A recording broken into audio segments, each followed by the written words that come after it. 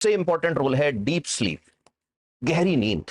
आपको नींद अगर ऐसी आ रही है कि आपको ना सपने आ रहे हैं तो अच्छे अच्छे सपने आ रहे हैं, रात को मोबाइल नहीं चला रहे, आप तो वैसे ही बड़े अच्छे बच्चे हो, रात को मोबाइल वैसे ही नहीं चलाते सोने से पहले, पता है ना, मोबाइल चलाते हैं तो मोबाइल चलाने से, स्क्रीन चलाने से हमारी जो मेलेटोनिन हार्मोन होता है उससे रिलेटेड रिदम डिस्टर्ब होती है।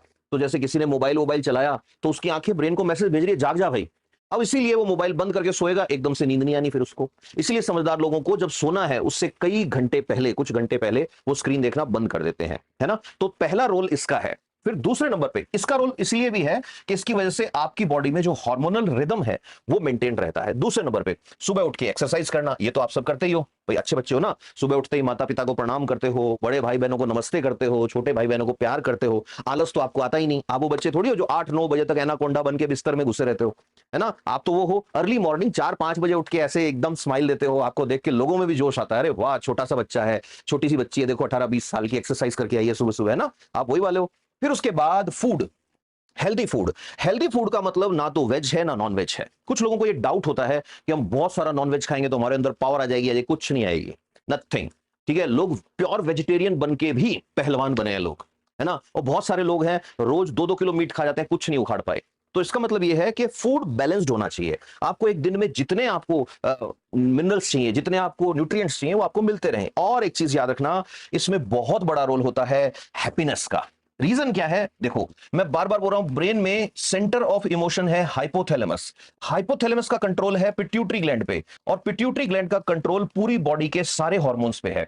अब कोई आदमी स्ट्रेस में होता है तो स्ट्रेस्ड आदमी का हाइपोथैलेमस प्रॉब्लम में रहेगा, तो उसकी बॉडी के सारे हार्मोन्स का लेवल डिस्टर्ब हो जाएगा। इसलिए खुश रहना चाहिए, मस्त रहना चाहिए, संतुष्ट रहना चाहिए। एक और फैक्टर होता है एनवायरमेंटल फैक्टर। एनवायरमेंटल फैक्टर क्या होते हैं कि भाई कोई बीमार रह रहा है, ये हो सकता है, या कोई हाई ऑल्टीट्यूड में रह रहा है। हाई ऑल्टीट्यूड मतलब ऊंचाई वाली जगह पे चले गए तो उस केस में हाइट कम हो जाएगी। रीजन क्या है इसका, वहां पे ऑक्सीजन कम होती है, हाइपोक्सिया रहता है, झुक के चलना पड़ता है, तो बॉडी अडेप्ट कर जाती है अकॉर्डिंगली। अब ऐसे नहीं कि मेरी हाइट इतनी है मैं हिल्स में चला जाऊं मेरी हाइट कम हो जाएगी, नहीं, ये मैं लंबे टाइम तक रहने के इफेक्ट्स बता रहा हूं, है ना। इतने सारे ये हो गए बात। फिर उसके अच्छा, और विटामिन डी, ये तो दोनों जोड़ीदार हैं ही। कैल्शियम और विटामिन डी, इनकी वजह से हाइट पे सीधा असर पड़ता है, बोन डेंसिटी असर पड़ता है, बोन्स की हेल्थ पे असर पड़ता है।